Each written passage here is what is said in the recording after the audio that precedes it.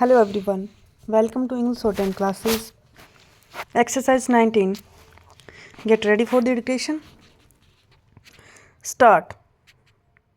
I have great pleasure in welcoming you to the 8th annual meeting of the All India Council for Technical Education. You are aware that the constitution of the council has recently been revised in order to make it a more compact body, and the council as reorganized is meeting today for the first time.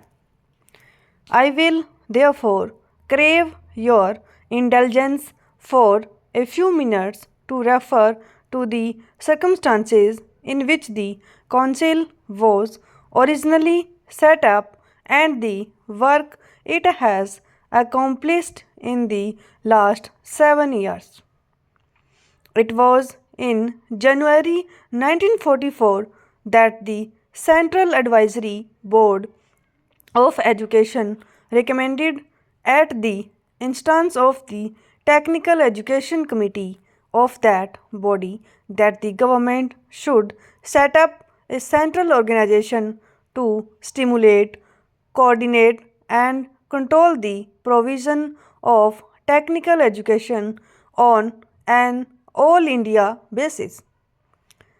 The government considered that recommendation and set up the All India Council of Technical Education to survey the whole field of technical education and to advise them on measures that might be taken from time to time for development in this field. Shree was appointed chairman of the first council, and he served for 2 terms with conspicuous ability. I must take this occasion to recall to your memory the services which he rendered as the first chairman of the council. I am sure you will all agree that his death is a great loss to the cause of technical education in the country. In retrospect, we now see more clearly one of the reasons for the establishment of the council. After the outbreak of World War II, the government of the day felt increasingly that they must secure the cooperation of Indian national leaders in order to create the necessary enthusiasm for the war effort. They tried to associate leaders of the Indian National Congress with the government, but the Congress refused the invitation as the terms on which it was issued were unacceptable. The government realized that they must have at least a semblance of Indian sport, and therefore invited some selected individuals to come into the executive council.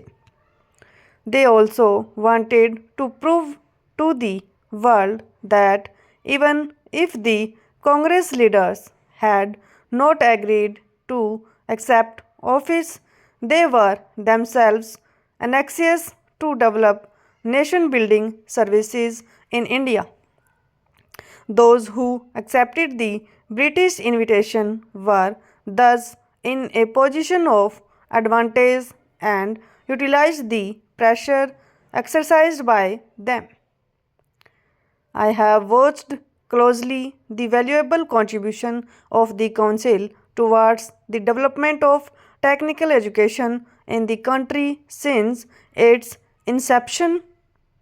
As Minister of Education, I have naturally been interested in its working, and I am happy that my association with the Council will henceforth be much closer than it had been in the past.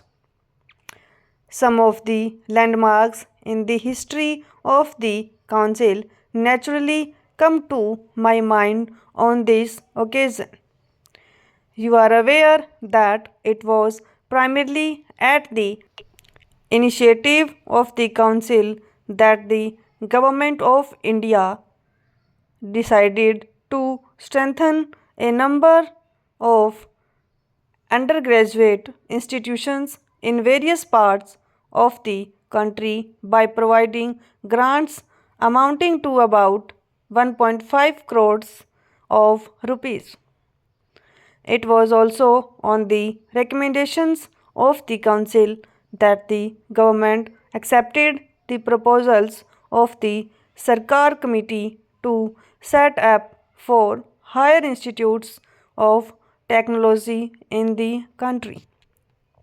The Council is also responsible for undertaking steps to establish closer relations between industries and educational institutions by establishing different types of industrial training schemes. There has been a good deal of expansion of facilities in technical education during the last 5 years. Most of it has been provided in the normal course in the colleges, preparing students for university degrees or college diplomas. I understand that the intake of engineering degree courses has increased from about 2500 to over 3700 in the last 5 years.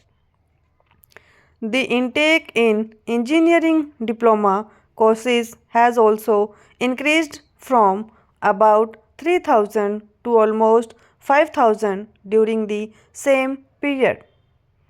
In fact, there are some experts who hold that the expansion in facilities has been too rapid and that there is not enough scope for the employment of the persons trained.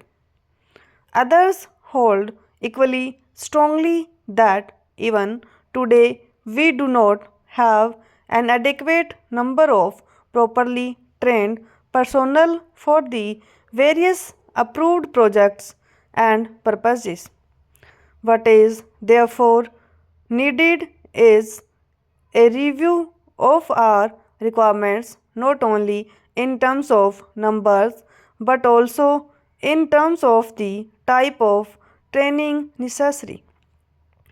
In January 1951, the Council appointed a committee to assess the requirements of technical manpower with a view to undertaking this survey and also estimating what the requirements are likely to be for our various development schemes.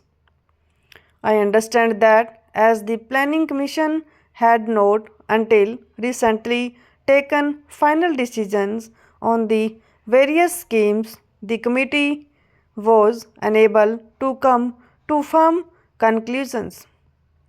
Now that the 5 year plan has been approved in principle, I hope that the committee will carry out the task assigned to it as speedily as possible for us. Stop.